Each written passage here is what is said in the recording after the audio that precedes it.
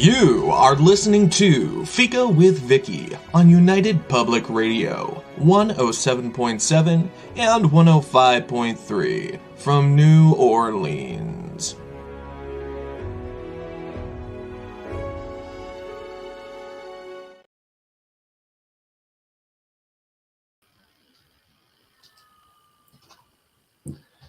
Hello, everyone, and welcome to Fika.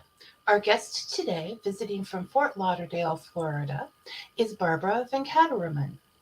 Barbara is an attorney and moderator specializing in family law. She's also the award-winning indie author of the Quinn Mystery Series, a memoir, The Accidental Activist, Justice for the Groveland Four,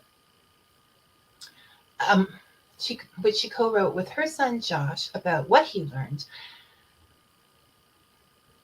exonerating four men. Just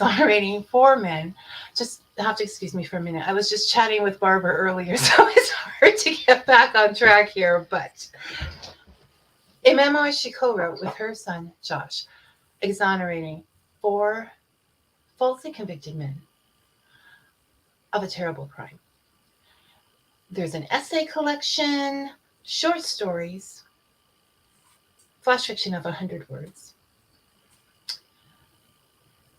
and a brand new, and I mean right off the press, hot, brand new young adult novel called Five Fortunes.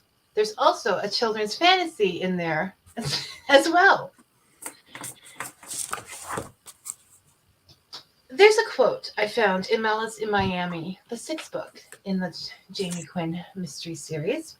Jamie, the protagonist, who by coincidence is also an attorney specializing in family law, said this: "As a lawyer who relied on words for a living, I knew their power to persuade, incite, or heal." And I'm wondering if this is the secret to Barbara's writing, because her books persuade us to live in the now, but there's still some nostalgia in them as well.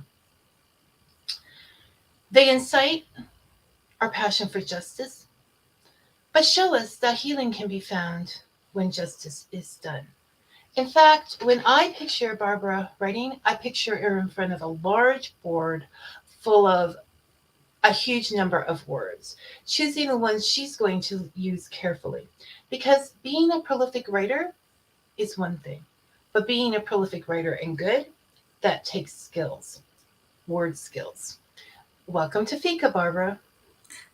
Thank you for having me. I'm excited to be here. I'm excited to talk. We talk so well, even though it messes up my beginning as I'm thinking about what we were talking about. I apologize for that. And we'll move on, shall we? That's fine. Okay, so the first, what I want to talk about first, because there's so many things to talk about, is your cozy mystery series, the Quinn series. And I read number 6 this weekend.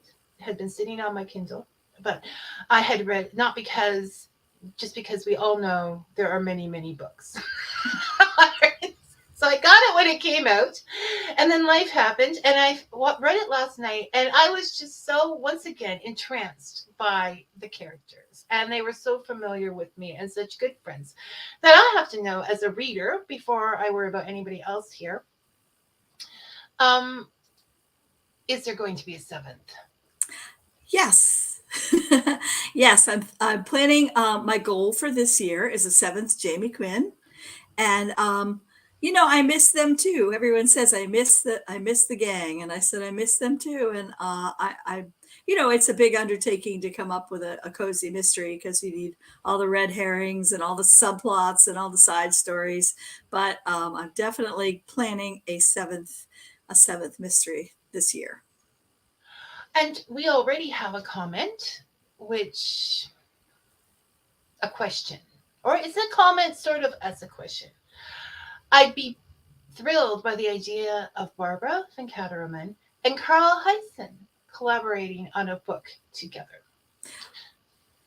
Well, I'd certainly be thrilled too, but I don't know that that's in the works. But That's a very good comment because I'm influenced by Carl Hyacin. Like the fact that he writes about Florida, he writes about great kooky characters who live in Florida, and he's a really keen observer of the absurd. And I always say when you're writing a Jamie Quinn mystery or anything about Florida, that's all you have to do is read the headlines, and you get lots of material. Which is back to your writing in the now. So thank you, Nicole. And I think this is a question you have to bring up if you see Carl being interviewed somewhere. I'd like to see you collaborating with Barbara. Maybe we can make it happen. Or Sure. You're good with petitions, Barbara. So we can do that. Sure. Okay, so we know that there is going to be a 7 now, people, and that this one isn't written with Carl. But we're looking forward to the possibility of one in the future. Now, we keep saying cozy mystery, and that is sort of a sub-genre of the mystery genre. What do you think? What are the rules out there for a cozy mystery, and how do you think you measure up to them? Why? Great question. Well, a cozy mystery, actually, the phrase was coined, I think, when Murder, She Wrote came out. And it really defined, no one ever talked about cozy mysteries until then. And it defined what a cozy mystery was. And the general rules are there's no on-screen violence. There's no no sex on screen, basically, although people break these rules. And the sleuth is an amateur. It's usually a woman, and there's a small town feel to the whole story. And what's funny is if you Google cozy mystery, there's people who have one set in a chocolate shop, someone who's a pet sitter, someone who's a coffee shop, someone who's a house cleaner. They just have all these different roles and jobs, and somehow that puts them in the middle of mysteries. But the funniest thing was when I wrote my first one, Death by Didgeridoo, I just the story just popped into my head because I was learning how to play the didgeridoo, and it was a very heavy instrument. I was learning it only because I had sleep apnea and I thought it would help. And I dropped it and broke a glass table. And I thought, wow, this is a dangerous thing. So I was swinging it around, and my husband said, "What are you doing?" And I said, "I'm trying to see if you could kill somebody with a didgeridoo." And he said, "Should I be worried?" And I was like, yeah. So then the title popped into my head, Death by Didgeridoo, and it just made me laugh. And so I thought, well, who would get killed by a didgeridoo? I thought, how about a music teacher? And who would have done it? And I said, well, maybe his student is falsely accused of it, and it's his didgeridoo. And I just kept asking questions until I had the story. But when I finished the story and I started getting reviews, someone said, wow, this was a good cozy mystery. And I thought, oh, I guess that's what I just wrote. So you didn't choose to write cozy mysteries. No. It was just assigned to you. Yes. And then I said, oh, okay, that is a cozy mystery. So I added that to my keywords. Because it's all the rage. Mm-hmm. And so so things like you don't do any of the no's. It has that small town feel, even though it's sort of a suburb, but it still has that closeness. Yeah, I think so. I mean, I said it in Hollywood, Florida, which is a smaller town, and it's south of where I actually live, but it does have kind of a small town feel, and it's a smaller population, and you do run into the same people all the time, and that's why, I could discuss how the streets are named after famous people and how they do things in Hollywood. Because it's a part of your life. Yeah. Just as Jamie being coincidentally an attorney specializing in family law. Well, I did write about what I knew about. And I have heard a lot of crazy stories over the years of people getting divorced and what happens. And so, yeah, no, it gives you write what you know, right? And I think that Jamie being in that position does lend to her getting involved in these things. It's not far-fetched. It's far-fetched. You always have to suspend your disbelief a little bit. But in general, it's a good thing. Okay, so now we're going to get a little deeper. Are we ready to get deep?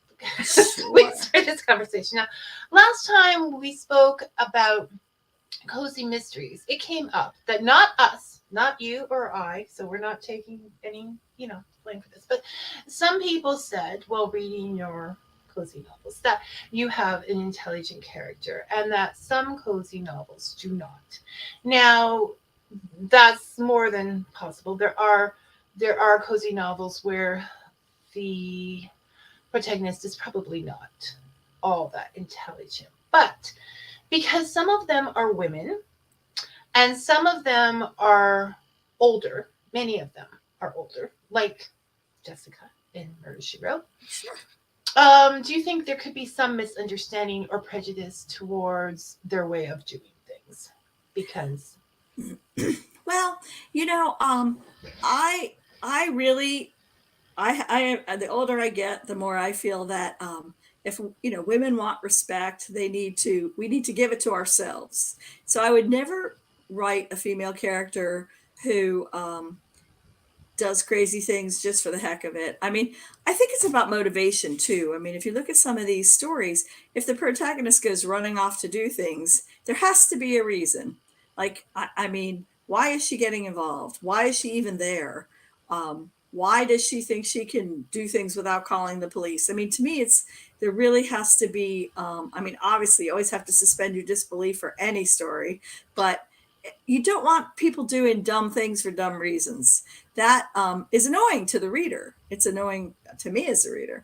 And I don't like protagonists who are, female protagonists who just act ditzy. You know what I mean? I just, to me, it's not a character that's likable to me if they're ditzy or spacey or doing things that are crazy for no reason or going off on their own, thinking they know more than the police. I mean, I try to give reasons for why things are happening or why Jamie's in a particular place or why she even has an interest. I mean, each book, there's someone close to her that is involved in the mystery and that she wants to help, like her cousin or her boyfriend or, her client, so there's got to be a reason for her to even know anything about it or be involved. And so that's how I try to frame my stories.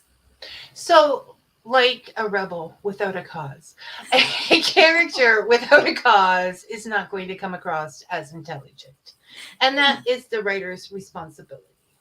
Like, so when we talk about lack of intelligence, we're talking about the teenagers at a party going into the basement alone during a horror flick. Okay, so that is what they're saying when it comes to intelligence.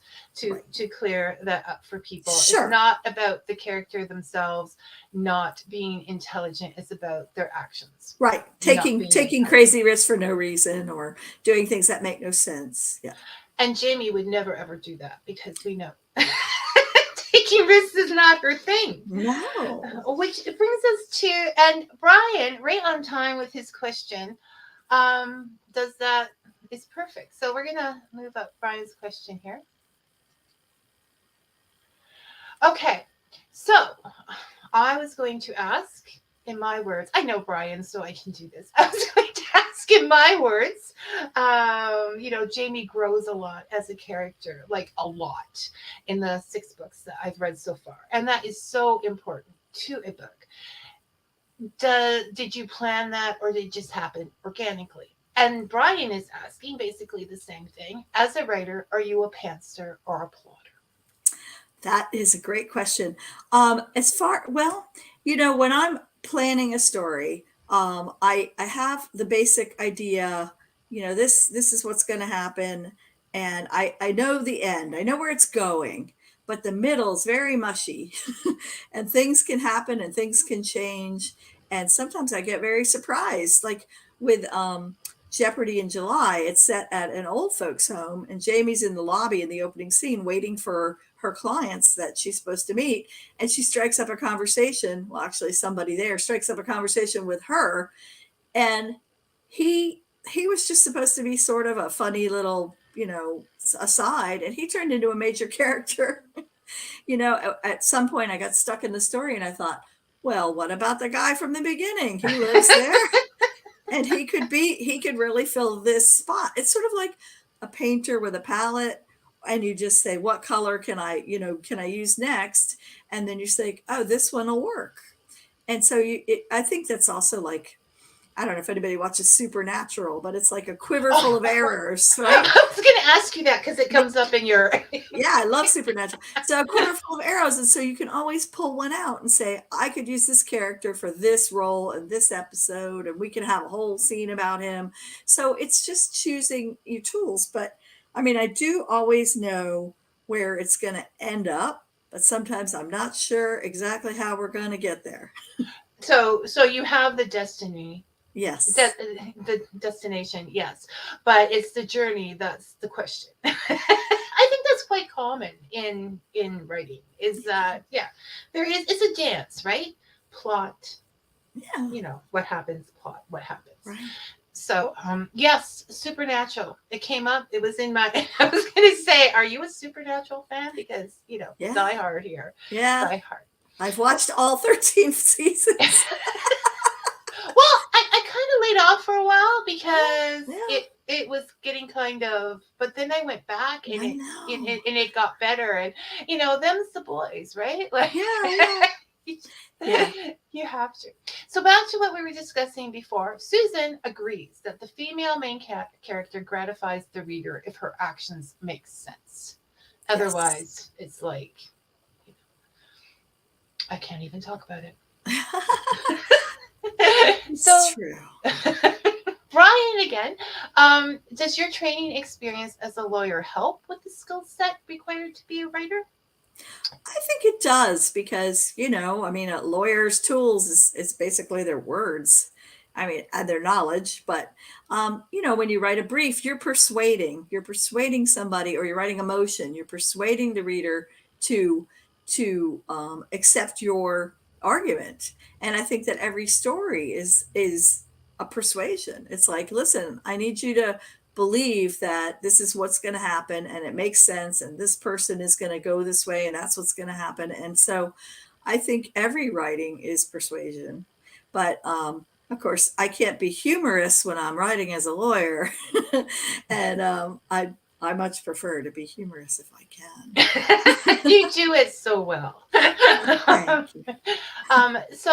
So yes, it is when people say you're talking about your characters like they're real. Well, if you don't believe they're real and don't persuade yourself they're real, you're not going to be able to persuade them. So it starts right from your lovable characters.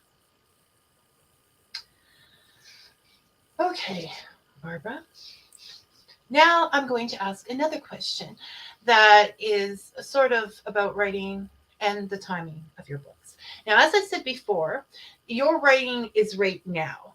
Like sometimes I've heard it said, oh, you can't go off, you date your book, you do whatever. And I'm just reading it going, oh, I love you, Barbara. You're just going for everything, the quotes, the everything. I am here in the now. Now, recently we had a different way of living back in 2021. And I noticed that your book, Malice in Miami, would have been written during that period because it came out in 2021. Mm-hmm. Now, at that time, I was thinking, and I'm sure other writers were, it's kind of difficult to write right now because you're thinking, but what if people continue to wear masks forever? Mm-hmm. Or what if they're just so upset about this, they never want to think about it? Like, how am I going to write about the now? Now, you chose to write about the now as if it was just nothing happening out there. You just went with it. How did you make that decision? That was a very, very tough decision, because I was in the middle of writing that book, and I thought, things are so different now. Should I reflect that? Should I encompass that? And I decided that I remembered what a lot of readers have said in their comments to me is that I read your books to escape. If I wanted reality, I could turn on the TV. I could get reality looking out my window. And so, I just thought, you know what? I'm writing this for me to escape, and I'm writing it for my reader to escape. I just feel like let's all pretend we're still, that, and it was a risk because I thought, you're right, we could have a different way of life permanently from now on. But,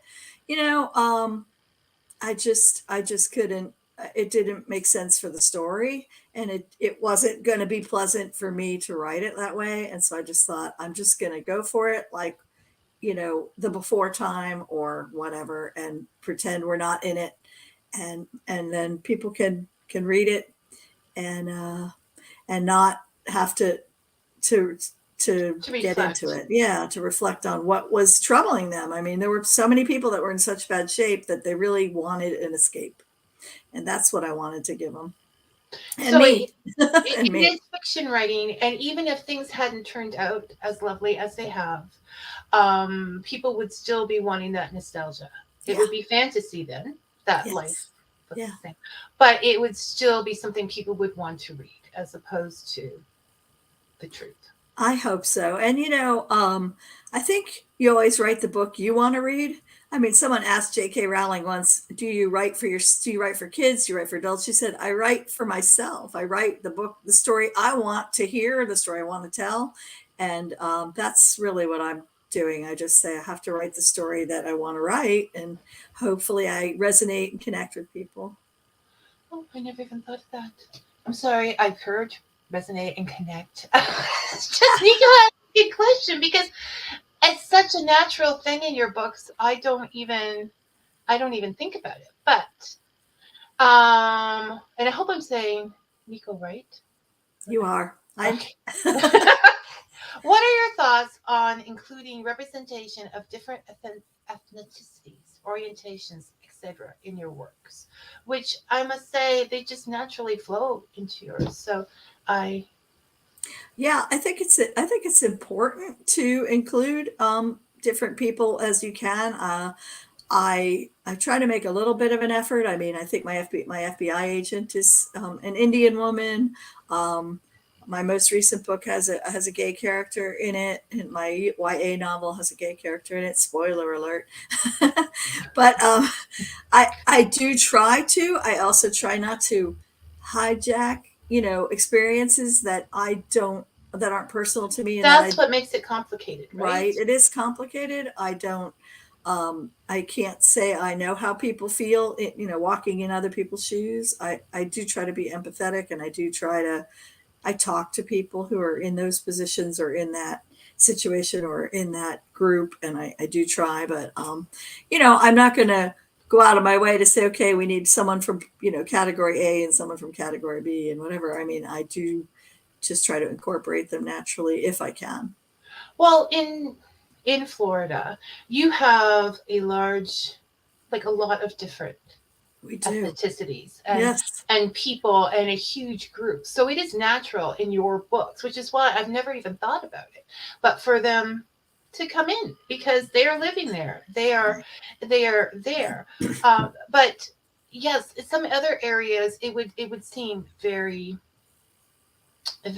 purposely done. Yeah, I don't want it to look forced. I mean, there's a Haitian artist in Engaged in Danger, but that, the child who was adopted is a mixed race child, and one of her relatives is looking for her. And so the artist in that book, who happens to be a relative, is a Haitian woman, a Haitian artist. And so, yeah, I mean, I try to, where I can, fit in the different aspects of living in South Florida, because there really are a lot of different groups here. Okay. I'm going to address historical Niagara because I'm married to him. And Susan's okay. We already saw her comment. That's why we're not commenting on it. Okay. Here's a lovely one for you from Cynthia. She loves your books. Aw, thank you. Made my day. Well, the interview made my day, but that made my day double. And your day's going to get even better because Linda says she's looking forward to more. Okay. Like the 7th Jamie Quinn, right? Yeah. Linda? We all want to see that. Yes. Okay. So moving on. We have to move on. There's lots of stuff here, Barbara, although I could just sit with Jamie Quinn all day long. Now, Accidental Activists, Justice for the Groveland Four, that you wrote with Josh, is wonderful.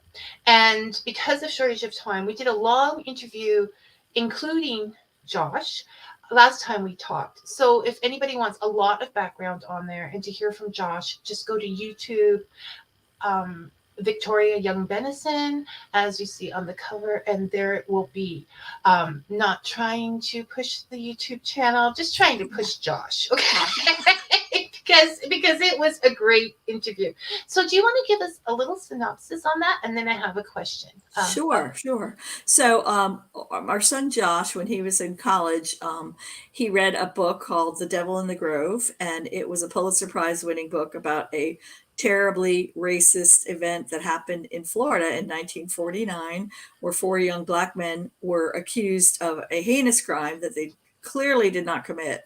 And they were tortured and beaten and murdered and incarcerated and convicted. And then Thurgood Marshall came to represent them and was able to overturn the conviction on appeal. So the sheriff took the two men out into a field and shot them. One of them survived, and he was reconvicted. And it was just, it was a terrible thing that because of whitewashing, we had heard nothing about. I mean, I'm a Florida native. I'd never heard about Groveland.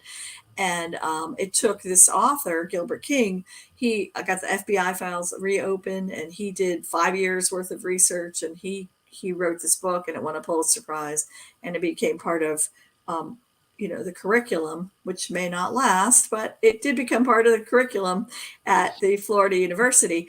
Josh, our son, read it, and he was so just horrified and moved by it. He said, I really want to help these families clear the names of their loved ones who were all gone at that point. So, it had been like 69 years, and, nobody had been able to get them pardoned. Not even this Pulitzer Prize winning book had moved the needle. So when Josh said, well, I think I'll write a petition, I'll start a petition, I thought, well, that's really admirable, but you aren't going to move the needle either, right? I mean, so I helped him find the daughter of the youngest man, so Charles Greenlee's daughter, Carol Greenlee, and they teamed up and they started a petition. And Josh was always a stubborn kid, and I didn't realize how much his stubbornness was going to come into play, but he would not take no for an answer. And anytime he hit a wall, he would find another way around it. And it took 4 years, but eventually they were all posthumously pardoned. And it was amazing. And so we kept telling Josh he should write it down so he doesn't forget. And also, it was such a great lesson on how to be an activist. Here's a kid who doesn't have money, knowledge, experience, connections, nothing. And he got this done.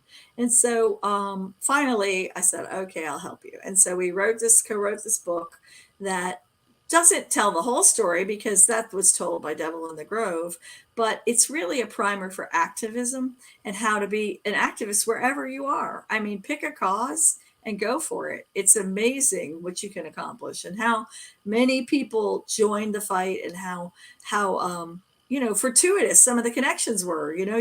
Someone popped up who said, I can help you do this, or I can help you do that. And it just seemed like the right person at the right time. And it got done. And then they also got exonerated. Their names were cleared after that. And it was amazing to see. I was so proud of him and so happy to be able to just see history being made. And that, I think, as you pointed out, is the importance of this book. And this is definitely why I want to bring it up, because at this time, there's been so much going on in the world. And there is so much, but I've always thought, put it away unless you can do something active about it. If you can't take action, then, there's nothing you can do. And so this book, I think particularly for young people, it goes through, contact this person, even if you're afraid to, because they're this big, great, name, and you're just this, contact them anyways.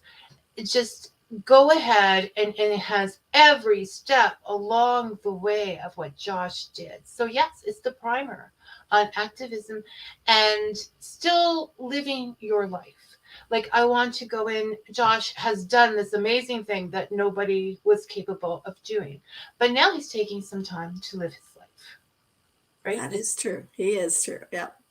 Yeah. But social justice is always something he wants to, Mm-hmm. work on. And, this was a really amazing thing that happened. And, but it shows you that anybody can do anything if you just keep, there were so many times they could have given up or said, forget it. And it's just like, it's just not an option. So choose you. I would say the lesson is choose what you're going to do. Choose your instead of being overwhelmed by everything, because that's easy to do. Choose what you're going to do and follow through with it to the best of your capabilities. That's it.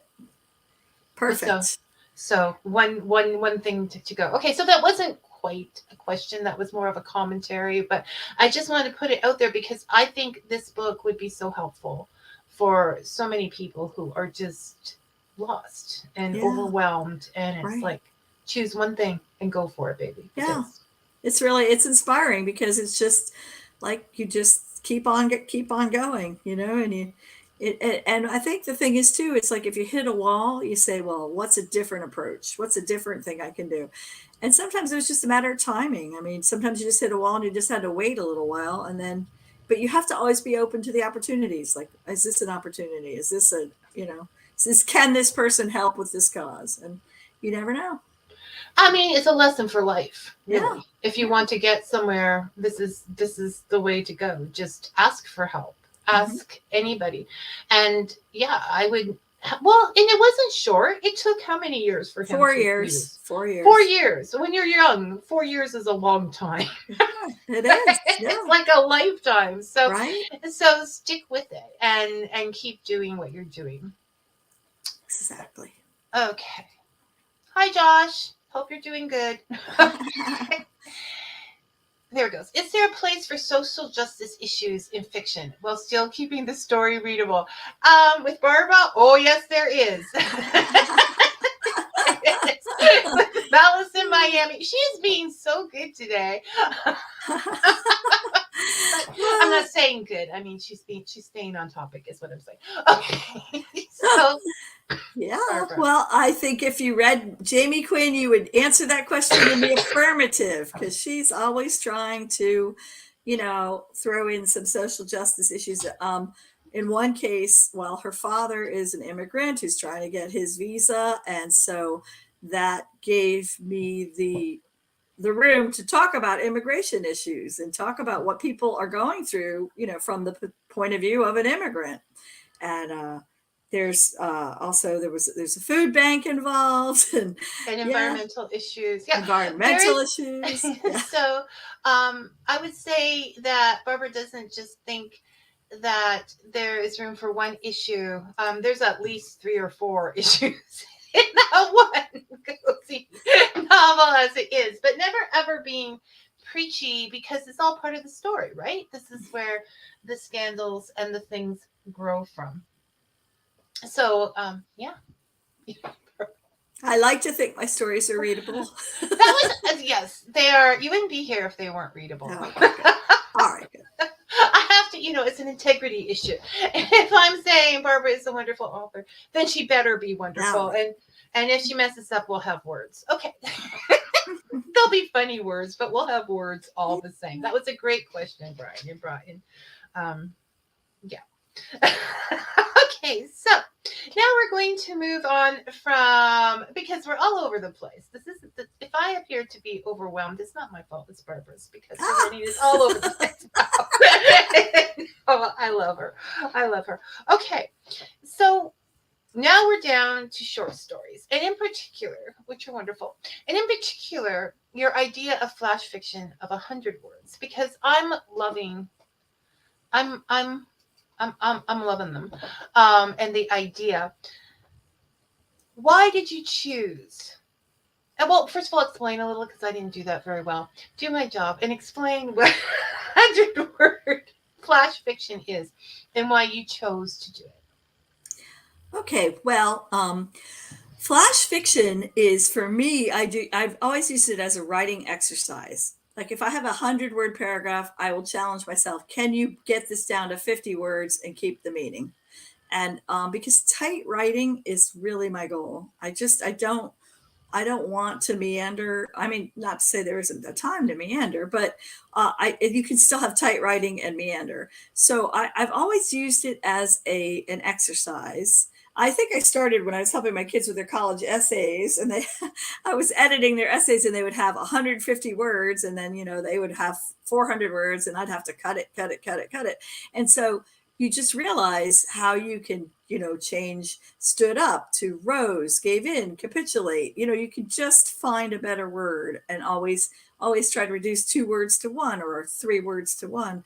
And so I used to do flash fiction for exercise, for writing exercises. And then I even entered some flash fiction contests where you had to tell an entire story in like 200 words, including the title. And it was fun for me. Like, some people do crossword puzzles, some people do Sudoku. I like to just write a short story, a very, very short story.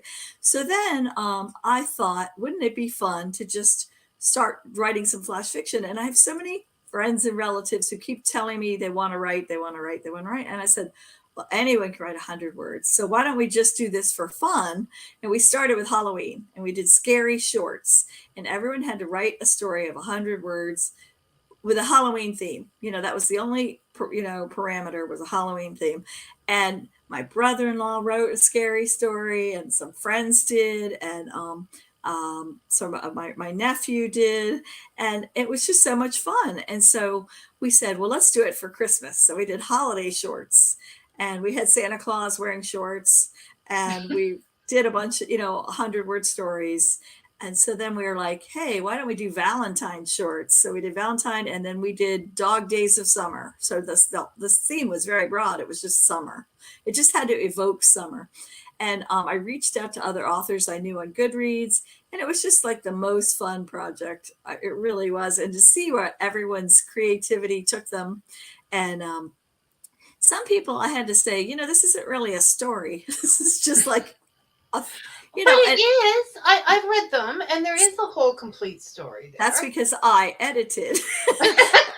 And okay, so right. You're saying there's particular, okay. I sent some back. I sent some back and said, you got to make something happen.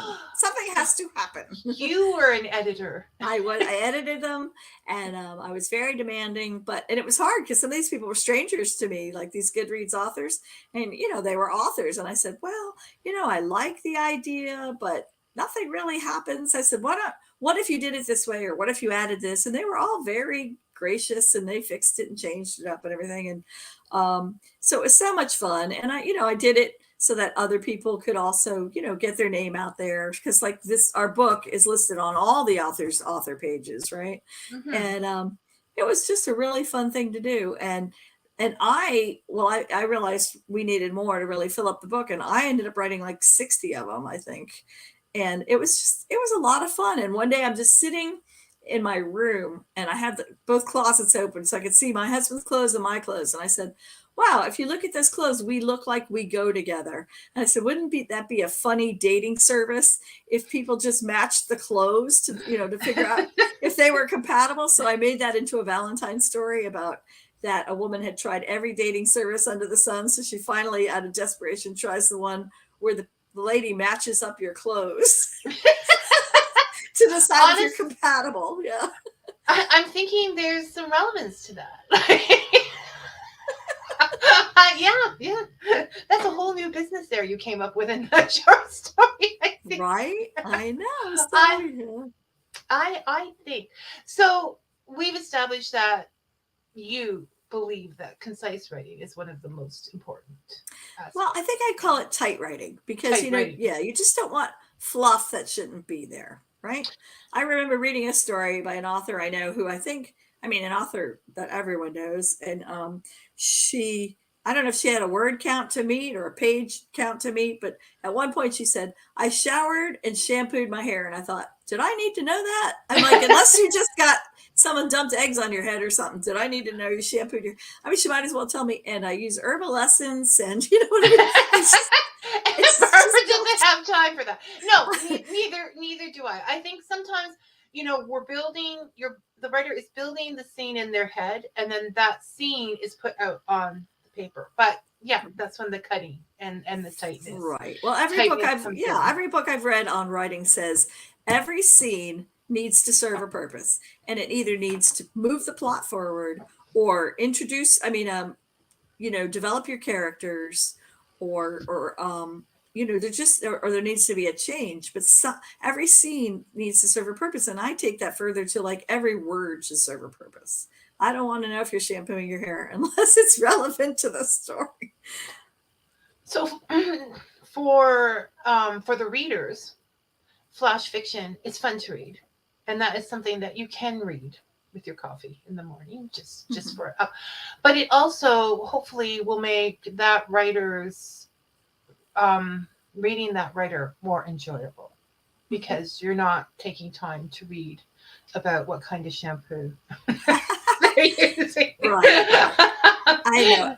And flash fiction doesn't have to be 100 words. It can be anything. I mean, there's flash fiction, 200 words, 250, 300. That's still flash fiction. It's saying it's up to 1,500 on the site, which is why I say 100 words, because I don't want people thinking this is like 1,500 words. No, this is being put off in 100 words, a complete story, and that does take skills. So check it out, try it. Like you said, it's something anybody can write 100 words, and it's fun. It's fun just to, or like just as a writing boost, right? As a little remedy, because I'm sure a lot of people get bogged down in that same plot, that same story, day in, day out. And a lot of people need to write for their livelihood. They writing is part of their, and to be able to write clearly and so that everyone knows what you mean without like saying, did they mean this or did they mean that? And to write concisely, it's an important skill for everyone to have. Also to write persuasively, but you want to be clear and you want to be concise. And so I challenge anyone to take 100 words or 200 words that they've written and cut it in half. Like, see if you can condense it down, because punctuation is your friend. Commas help a lot, but it's such a good writing exercise. It really is. And it's important to be clear in your writing, and no matter what you do. And hopefully, and it's more reflective of the communication we actually do in real life. That's true. Yeah, well, some people go on and on about their shampoo, and then you can still give a lot of information. Like, here you are, a woman who's like, tight writing, that's it, people, we're just going there. And you still dealt with a murder, relationship, 3 social issues, all friends, all in your last book. And you know what? On the topic of shampoo, I am guilty, because at one point I said someone was freshly showered and their hair smelled like coconut. Okay, so I did use shampoo, I guess, but it was part of the story that they had just come from a very grungy job and had taken a shower and they smelled like coconut, because you want to bring smells and tastes and senses into things. Atmosphere. It creates right, but I thought that's more important than saying she showered and shampooed her hair. Anyway, that's just my goodness, you do think about every word that you use. She's still thinking about that one. Should I have said it was coconut? I'm obsessed with shampoo now. Okay, so we talked about the 100-word flash fiction, the essays. We have a flash fiction in a comment. Okay. Every word is sacred, every word is great. If an editor removes anything, the author gets irate. But your guys didn't get irate when you showed them a better way. Which is the question: do you use? I don't know if you need to. You already took out all the words. Do you use an editor yourself, like a professional editor? Hire someone, or you've worked with words so much that. Yeah, I don't use an editor. I edit as I go. Also, that comment, I do like haikus. I think that's excellent. And it's an excellent exercise, and it's also poetry is good for the soul. So haikus are good therapy.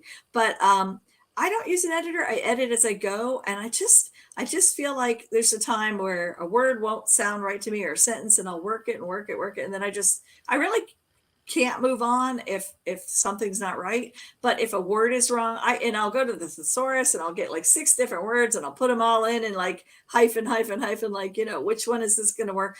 And then I might, if I can't solve the problem at that moment, I will walk away and come back, go to the next chapter.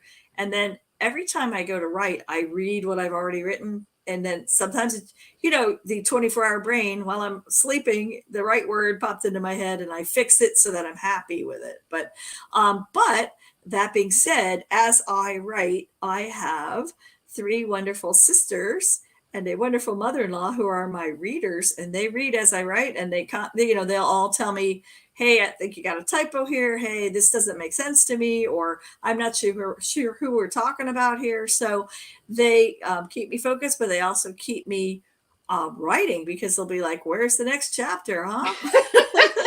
So you have a support team. I and do. And you obviously have word skills and are obsessed with them. So this is your thing and right up your alley. So it's not okay. It's just a question I ask sometimes, because people are always, indie writing really is old, but it's also relatively new to a lot of people, and there are a billion books out there. Yeah, I know. And it's which ones to go to and which ones not to, and they want to know that they're doing their best for a professional job.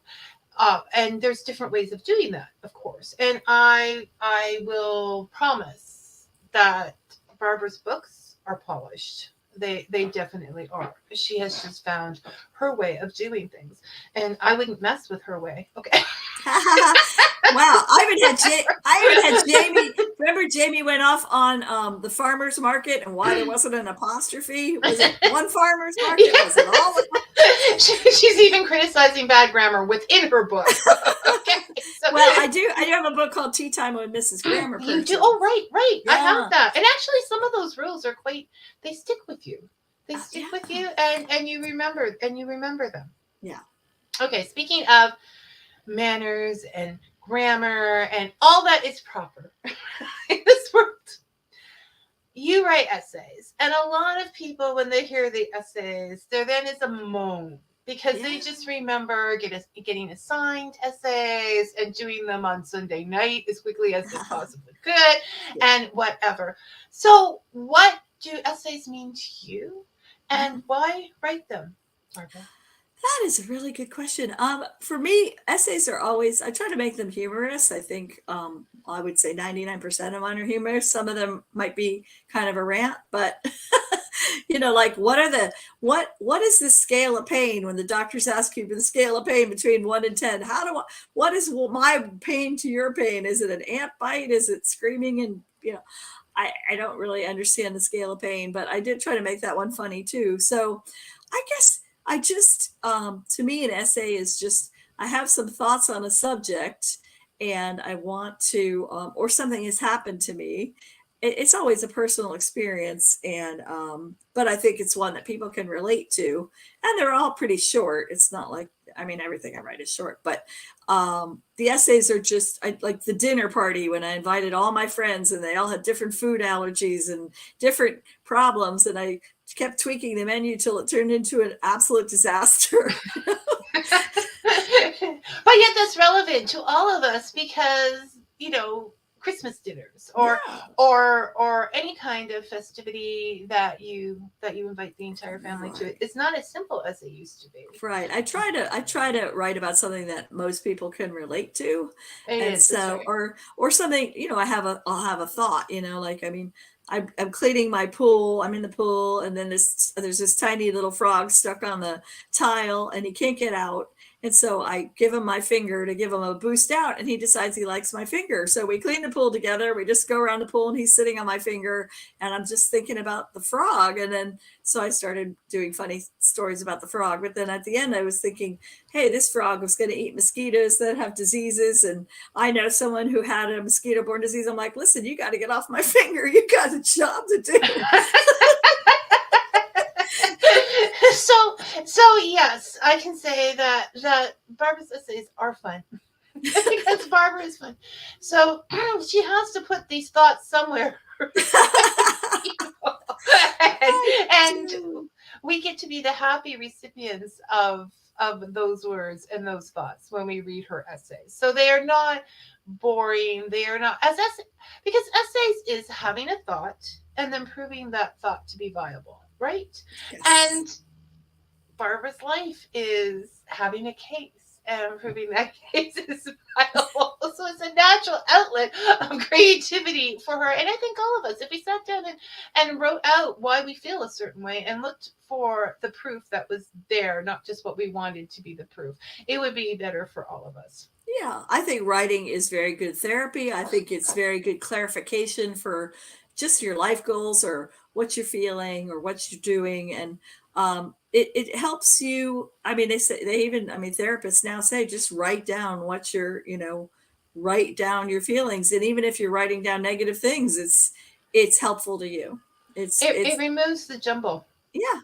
It clarifies. It's clarity. It's a memory box, and Right. It puts it down, and you can burn it, but just right. Okay, I'm going to bring some attention to Linda here because I feel she is your sister, and she is bringing a lot of enjoyment to me by going through your work. So before, when I asked if Barbara had an editor, this popped up. I didn't see it right away from Linda. If only you had loving sisters to read chapter by chapter and help you edit.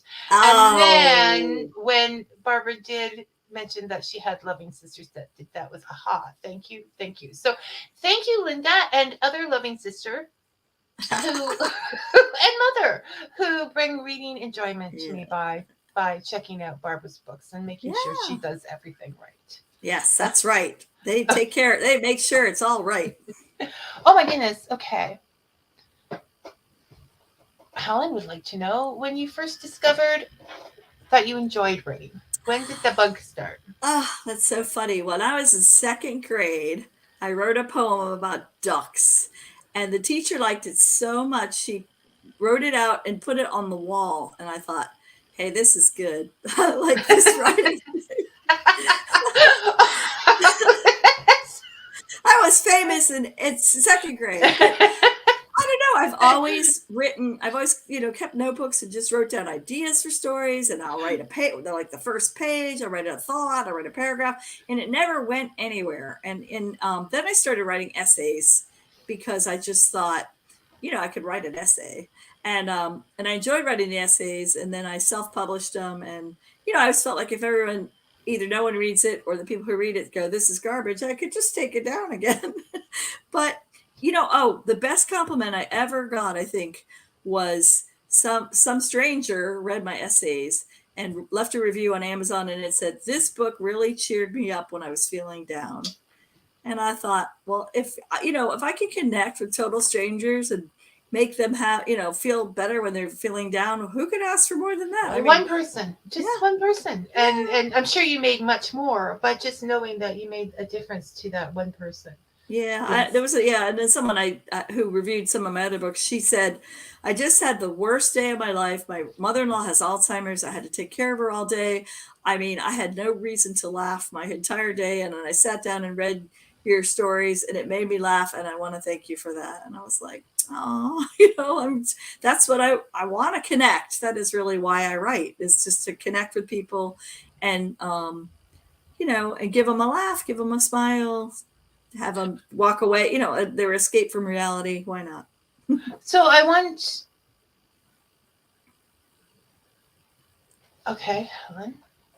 So you're just coming up with better things than me, people. So what do you think, Helen asks, what do you think about the idea that there's a novel inside everyone? Well, I think everyone has interesting stories to tell. I'm not sure. Writing is really hard. It's work and dedication. It's so hard. You just, you get it's a skill. It's like no one sits down at the piano and expects to play Mozart, right? You got to learn how to play scales. You got to practice. And writing's the same way. No one can sit down and write. I certainly couldn't. I've read like 100 books on writing. I've, done a lot of, I've read, thousands of books, and I've practiced writing. And I think everybody can write something. I just think if you want to, you can do it. I mean, as far as a novel's that's a hard thing. It's like saying, can anyone write an opera? I don't know. Because I can't write an opera. No, I think you're right. And I think it's also unfortunate that we immediately go to book or novel or whatever, because there is essays, there are short stories, there's a million ways to use that writing to make yourself feel better and to benefit. Okay. Yes. Unfortunately, we have 5 minutes left. Because time goes so quickly here at Fika. And first of all, I wanted to say, Barbara did mention that when these people wrote her, it made her feel very good. And that, once again, is what I want to put out there, people. Authors are sitting there for days, working hours and hours on this piece of work, and they get very little feedback on it. Right? Yeah. So write them. Write them on your Goodreads. She has an excellent Goodreads page. She keeps it up to date and she keeps it going and she answers questions. So go on her Goodreads page and tell her, Barbara, we love you. Okay? Aw, and if you reach out and friend me, I'll friend you. No kidding. She is a very friendly person.